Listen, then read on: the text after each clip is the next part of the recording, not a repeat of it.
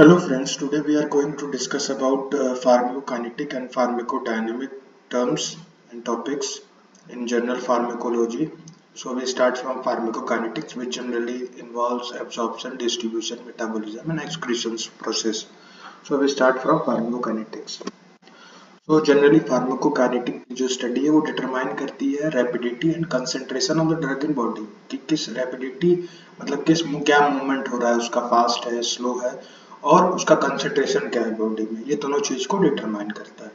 और कितने second point है कि ड्यूरेशन मतलब कितने समय तक कोई ड्रग टारगेट ऑर्गन पे इफेक्ट करता है, मतलब वहां जाके बाइंड करता है, अपना रिस्पॉन्स प्रोड्यूस करता है। तो उसका समय क्या है। अब जैसे ऑनसेट होता है, ऑनसेट मीन्स कि जब हम लोग ड्रग को लिए हो गया, बाइंड किया, मतलब एब्जॉर्ब हुआ, उसके बाद वो जितना प्रोसेस होता है उसको फॉलो करके लास्ट में वो जब बाइंड होगा तो जब पहला रिस्पॉन्स देगा वो उसको ऑनसेट बोलते हैं। तो ऑनसेट से उसका पीक एक्शन टाइम क्या है, मतलब वो मैक्सिमम कितने समय तक वो एक्शन दे रहा है, और ड्यूरेशन ऑफ एक्शन क्या है कि कितना पूरी टाइमिंग। जैसे अगर पैरासीटामोल लेते हैं तो उसका पूरा ड्यूरेशन 6 घंटा। अब टाइम पीक एक ऐसा टाइम रहेगा जहां पे उसका जो रिस्पॉन्स रहेगा या एक्शन रहेगा वो पीक पे रहेगा, और ऑनसेट वो जब शुरू होता है। तो ये तीनों चीज को डिटरमाइन करता है।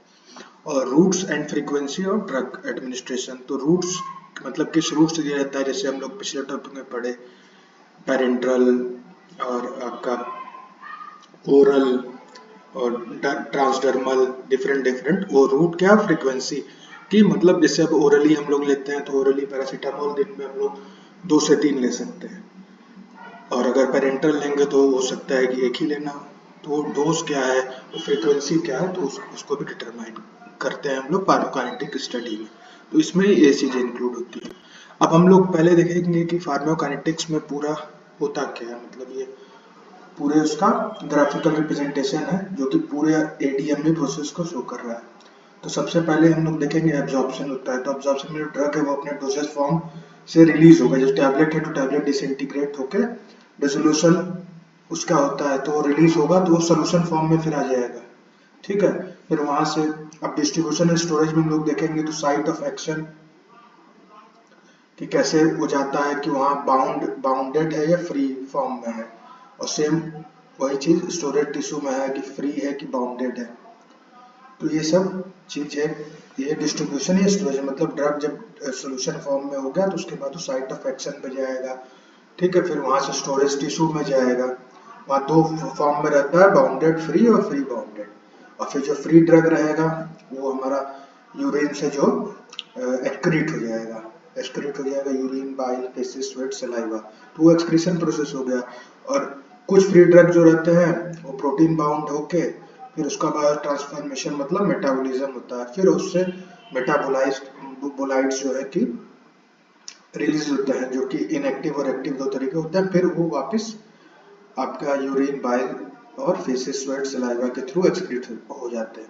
तो ये पूरा एक साइक्लिक प्रोसेस हमारा है। इसमें मेनली समझने वाला, आगे हम लोग सबके बारे में डिटेल में पढ़ेंगे, तो बस इसमें मेनली यहाँ पे जो दिया हुआ है कि कैसे प्रोसेस होता है कि ड्रग पहले एब्जॉर्ब हुआ, एब्जॉर्ब होने के बाद वो कैसे डिस्ट्रीब्यूट होगा साइट ऑफ एक्शन में। अरे साइट ऑफ एक्शन मतलब हमारे ऑर्गन जो मतलब टारगेट ऑर्गन्स है, और वहाँ पे टिश्यूज जो है उस पे कैसे। तो बाउंड और फ्री का मतलब यहाँ पे है कि जो ड्रग बाउंड हो, बाउंड मतलब एक तरीके से जुड़ जाता है किसी जैसे प्रोटीन से, ब्लड प्रोटीन से, तो वो सब चीजें।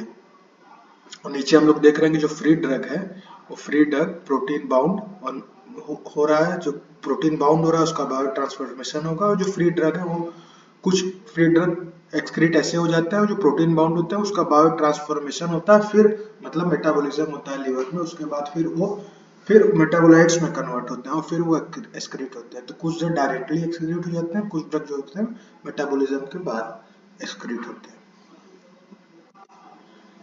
अब ये एब्जॉर्प्शन का पहले हम लोग पढ़ेंगे, इसमें हेडिंग नहीं लिखी लेकिन ये पूरा एब्जॉर्प्शन का है कि एब्जॉर्प्शन जनरली, अब अभी हम लोग ने यहाँ पीछे देखा कि ड्रग इन डोजेज फॉर्म, उसके बाद रिलीज होता है, मतलब कैसे वो रिलीज हो रहा है, फिर सोल्यूशन में आ रहा है। अब सोल्यूशन के बाद क्या उसका होता है, वो एब्जॉर्ब कैसे होता है, तो मतलब ट्रांसपोर्टेशन उसका कैसे होता है। तो जनरली तीन चार जो हैं ये अभी जो इम्पोर्टेंट हैं और जो ब्रीफली हम लोग डिस्कस कर सकते हैं, मतलब जनरल फार्माकोलॉजी में वो चीज़ें यहाँ पे पॉइंट्स लिखे। बाकी इसका डिटेल पूरे ट्रांसपोर्टेशन का जो है एब्जॉर्प्शन का, वो पूरा मेरे दूसरे वीडियो में लिंक उसका डिस्क्रिप्शन में है, आप लोग वहाँ जाके देख सकते हैं, डिटेल स्टडी है पूरी। अब हम लोग पहले देखते हैं पैसिव ट्रांसपोर्ट। तो पैसिव ट्रांसपोर्ट सबसे इम्पोर्टेंट है कि एनर्जी इसमें रिक्वायरमेंट नहीं होती है, किसी कैरियर की रिक्वायरमेंट नहीं होती है, और लिपिड सॉल्युबिलिटी इंक्रीज होती है, मतलब इंक्रीज करती है ड्रग डिफ्यूजन रेट को। ठीक है, lipid solubility increases the drug diffusion rate, जैसे जितनी ज्यादा लिपिड सॉल्युबिलिटी रहेगी उतना ही ज्यादा ड्रग डिफ्यूज होगा। और ड्रग जो डिफ्यूजन होता है वो जनरली कंसंट्रेशन ग्रेडियंट के, मतलब एक तरीके से हम लोग समझे कि हायर से लोअर के थ्रू होता है, मतलब higher concentration to lower concentration, जो नॉर्मली इसी वजह से इसमें एनर्जी की रिक्वायरमेंट नहीं होती, क्योंकि हायर से वो लोअर की तरफ आ रहा है। अगर हम लोग कोई ढलान, अगर रोड है ढलान पे है, तो अगर हम लोग उतरते हैं तो ज्यादा हम लोग एनर्जी रिक्वायरमेंट नहीं होती है, क्योंकि आराम से स्लोप के थ्रू उतर जाएंगे। बट जब हम लोग चढ़ते हैं, जब लोअर से हायर जाएंगे तब एनर्जी की रिक्वायरमेंट होगी, हायर से लोअर आएंगे तो एनर्जी की रिक्वायरमेंट नहीं होगी। तो सेकंड वन है फिल्ट्रेशन। तो फिल्ट्रेशन में जनरली हम जानते हैं सेम प्रोसेस वही होगा जैसे पैसिव ट्रांसपोर्ट है, लेकिन इसमें क्या होगा, बीच में एक पैरासेल्युलर मेम्ब्रेन का यूज होता है, जो मतलब ड्रग डिफ्यूजन होगा वो पैरासेल्युलर मेम्ब्रेन, ये सेमी परमिएबल मेम्ब्रेन, जैसे ऑस्मोसिस होता है उसमें सेमी परमिएबल मेम्ब्रेन के थ्रू होगा। थर्ड वन है स्पेशलाइज्ड ट्रांसपोर्ट। तो स्पेशलाइज्ड ट्रांसपोर्ट में जनरली हमारे आते हैं एक्टिव, कैरियर, फैसिलिटेड और पिनोसाइटोसिस। एक्टिव जनरली जिसमें कि कंसंट्रेशन ग्रेडियंट के अगेंस्ट ट्रांसपोर्टेशन होता है, मतलब जो स्लोप वाली बात की तो उसका उल्टा, तो उसमें एनर्जी की रिक्वायरमेंट होगी। और बी है कैरियर। तो कैरियर में क्या होता है कि ड्रग्स जैसे जनरली जो हमारे पोलर मॉलिक्यूल्स होते हैं, ठीक, तो उसमें हम लोग क्या करेंगे, जो कैरियर होता है एनोफोर्स जिसे बोल सकते हैं, तो कैरियर्स डिफरेंट कैरियर जो कि प्रेजेंट होते हैं सेल मेम्ब्रेन पे, इंट्रासेलुलरली या एक्स्ट्रा, मतलब इंट्रासेलुलरली या तो उसके मेम्ब्रेन पे डिफरेंट कैरियर्स प्रेजेंट होते हैं, वो जो कि ड्रग को बाउंड करते हैं, बाउंड करके उसको उसका ट्रांसपोर्टेशन कराते हैं। ठीक है, मतलब किसी के थ्रू हो रहा है तो उसमें कैरियर का इम्पोर्टेंट, मतलब एक मीडियम है।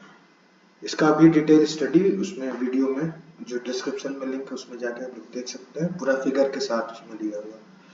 Now second one, third one है फैसिलिटेटेड डिफ्यूजन। फैसिलिटेटेड डिफ्यूजन में जनरली जो इसमें होता, मतलब एक तरीके से देखिए तो ये पैसिव और स्पेशलाइज्ड, पैसिव और कैरियर का मिक्सचर है, होगा ये along with the concentration gradient, मतलब हायर टू लोअर ही होगा। बट इसमें जैसे कुछ सब्सटेंस यूज होते हैं, जैसे जैसे हम लोग कैरियर्स बोल सकते हैं, मतलब कैरियर हम लोग कह सकते हैं, तो उसमें मतलब होगा वो हायर टू लोअर, लेकिन उसमें किसी फैसिलिटेटेड सब्सटेंस, फैसिलेशन मतलब सब्सटेंस का यूज होता है, किसी ऐसे कंपाउंड का यूज होता है जो कि हेल्प करता है फ्रॉम हायर टू लोअर किसी ड्रग को ट्रांसपोर्ट करने। और पिनोसाइटोसिस जो होता है जनरली ये जो है कि ड्रग मॉलिक्यूल को इनगल्फ कर लेता है, जैसे कि अगर हम लोग समझे तो इसका दो तरीके से होता है, फैगो और पिनो, ये दो टाइप्स होते हैं, एंडोसाइटोसिस में आता है, इसकी भी वीडियो उसमें दी हुई है। तो इसमें सिंपली क्या होता है, सेल मेम्ब्रेन क्या करता है, किसी कोई ड्रग पार्टिकल को अपने अंदर एनगल्फ कर लेता है और वहां एक अंदर जाके एक वेसिकल फॉर्मेशन कर लेता है, और वेसिकल फॉर्मेशन के थ्रू ये जो ड्रग है उसका ट्रांसपोर्टेशन कराता है इंट्रासेलुलरली। तो जनरली ये इनगल्फिंग का प्रोसेस है, ये इसे हम लोग सेल ड्रिंकिंग भी बोलते हैं। तो पिनोसाइटोसिस ये होता है। नाउ फार्माकोकाइनेटिक्स में जो एब्जॉर्प्शन प्रोसेस होती है वो, उसमें डिफरेंट फैक्टर्स जो अफेक्ट करते हैं, अभी हम लोग जैसे पढ़े पीछे तीन चार जो एब्जॉर्प्शन ट्रांसपोर्टेशन प्रोसेसेस हैं, तो अब उसको उसमें अफेक्ट्स कैसे, वो क्या क्या चीजें हैं जो कि अफेक्ट करती हैं। पहला एक्वा सॉल्युबिलिटी, वाटर में सॉल्युबिलिटी, तो इसमें सिंपल है, जो सॉल्यूशन फॉर्म में ड्रग प्रेजेंट रहते हैं, जो लिक्विड ओरल रहेंगे जल्दी जल्दी, क्योंकि उसको डिसइंटीग्रेट नहीं होना चाहिए। टैबलेट है तो टैबलेट पहले डिसइंटीग्रेट होगा फिर डिजोल्व होगा, तो यहाँ एक्वा सब पहले डिजोल्व पानी में, ये जैसे जैसे हमारा सिरप होगा, तो ये जल्दी होगा सॉलिड फॉर्म के कंपैरिजन में।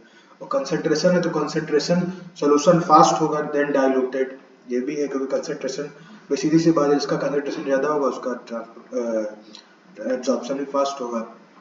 एरिया ऑफ एब्जॉर्प्शन, तो जितना ज़्यादा एरिया उतना ज़्यादा एब्जॉर्प्शन। ब्लड फ्लो जो है, high blood flow reduces absorption, मतलब अगर हाई ब्लड फ्लो रहेगा तो एब्जॉर्प्शन कम होगा क्योंकि जल्दी जल्दी ब्लड का मूवमेंट हो रहा है तो उसको समय नहीं मिलेगा जल्दी मतलब एब्जॉर्प्शन होने का, होगा बट कम होगा।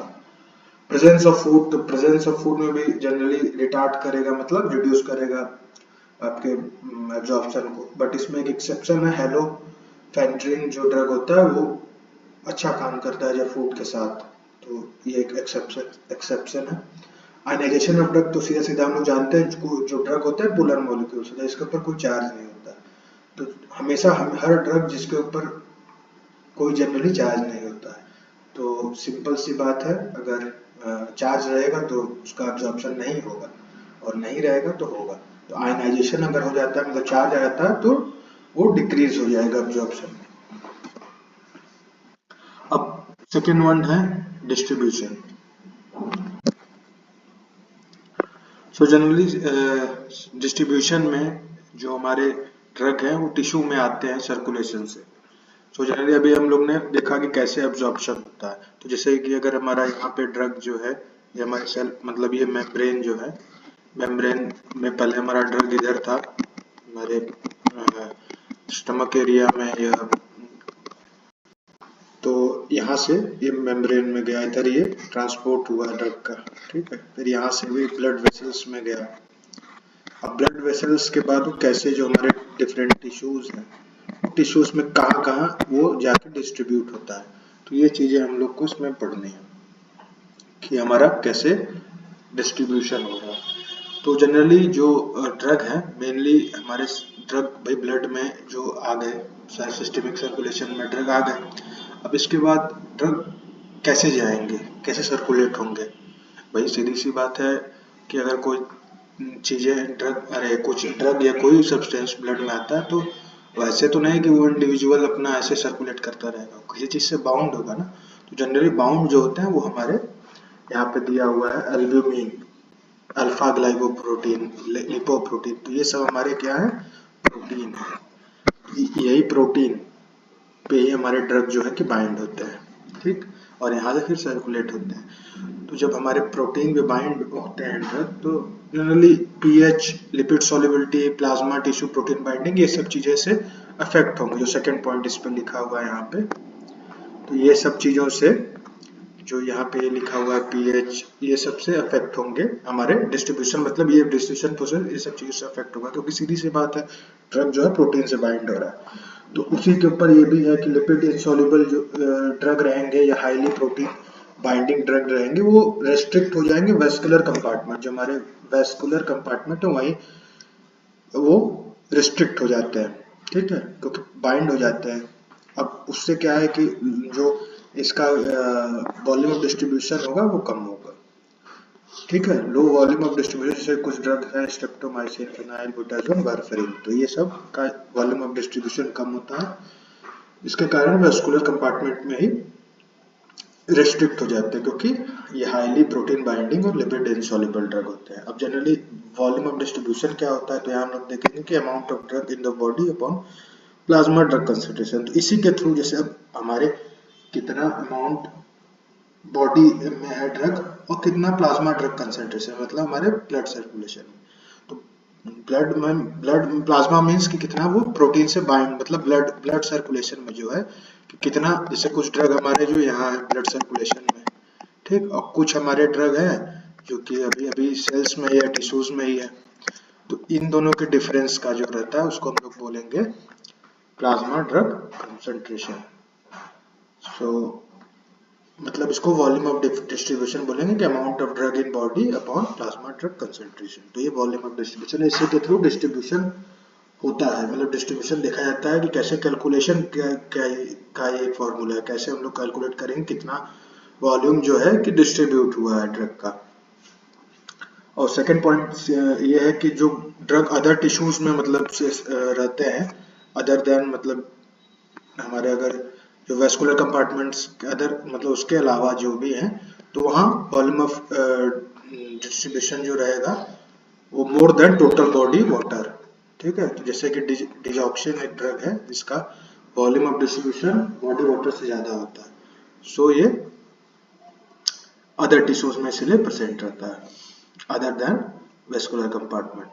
तो जनरली हम लोग ने भी देखा कि अल्बुमिन, अल्फा ग्लाइकोप्रोटीन, लाइपोप्रोटीन, ये तीन टाइप का प्रोटीन है जो कि ब्लड में प्लाज्मा में पाए जाते हैं, जिससे कि हमारा ड्रग जो है बाइंड करके वहां से डिस्ट्रीब्यूट होता है टू द डिफरेंट टिश्यूज और सेल।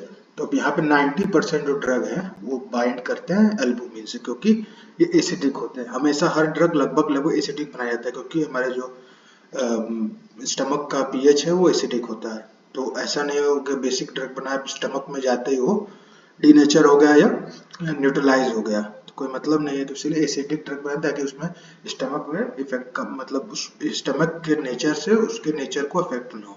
तो इसलिए एल्बुमिन से 90% ड्रग बाइंड करते हैं जो कि एसिडिक नेचर के होते हैं, और बेसिक ड्रग जो है वो ग्लाइकोप्रोटीन से बाइंड करते हैं, और लाइपोप्रोटीन से बहुत कम ही ड्रग जो है कि बाइंड करते हैं। सो नेक्स्ट वीडियो में हम लोग मेटाबॉलिज्म एंड एक्सक्रीशन को डिस्कस करेंगे। So thank you for watching the video.